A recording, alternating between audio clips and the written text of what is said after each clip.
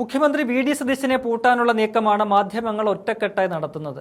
കഴിഞ്ഞ ദിവസം മുൻ മുഖ്യമന്ത്രി പിണറായി വിജയന്റെ വീട്ടിലെ ഇ ഡി റെയ്ഡിനെ കുറിച്ച് പല ആവർത്തി ചോദിച്ചിട്ടും മുഖ്യമന്ത്രി വി ഡി സതീശൻ ഒരക്ഷരം ഉരിയാടിയിരുന്നില്ല. ഇതിനെതിരെ വ്യാപക വിമർശനങ്ങൾ ഉയർന്നിട്ടും മുഖ്യമന്ത്രിക്ക് കുലുക്കമുണ്ടായിരുന്നില്ല. കഴിഞ്ഞ ദിവസം സെക്രട്ടേറിയറ്റിൽ വിളിച്ചു ചേർത്ത വാർത്താ സമ്മേളനത്തിൽ വി ഡി സതീശൻ ഇത് സംബന്ധിച്ച് വിവാദങ്ങളോട് കൃത്യവും സ്പഷ്ടവുമായി പ്രതികരിച്ചു.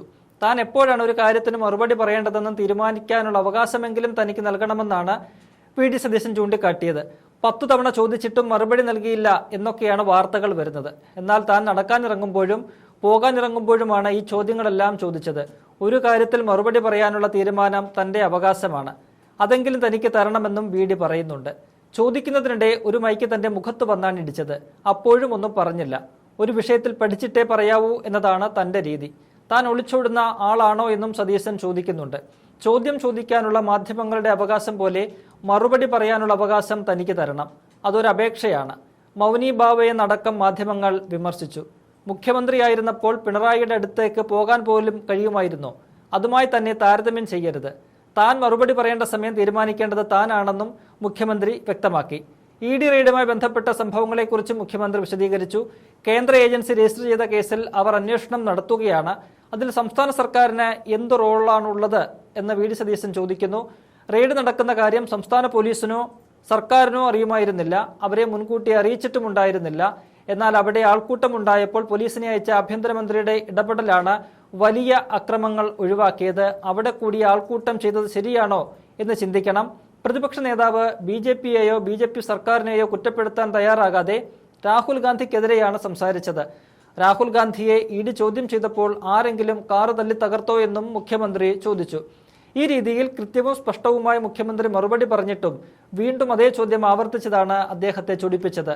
നിങ്ങൾ ഇത്രയും നേരം ഇരുന്ന് ഉറങ്ങുകയാണോ എന്ന് ചോദിച്ച വി ഡി സതീശൻ വാർത്താ സമ്മേളനം അവസാനിപ്പിച്ച് ഇറങ്ങിപ്പോവുകയായിരുന്നു. ആ ദൃശ്യങ്ങളിലേക്ക്. This allegation we have made on the floor of the assembly, this allegation. How can we say that it should not be investigated? And the court granted the permission for investigation. Court, the Honorable High Court granted the permission to investigate. We are saying that High Court is not right. High Court is wrong. How can we say that, the government? And the Congress party, how can the Congress party say that? No. No, this is the matter. This is the matter. Okay, thank you.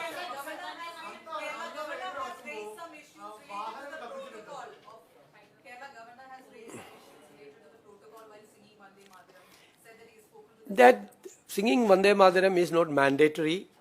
This is not a provision of any of the act. Just like a flag code, nothing. This is a guideline only. We have certain decisions on that.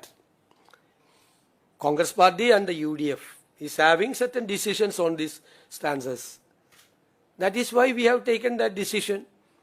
If governor is having some complaint, I will discuss with the governor, definitely.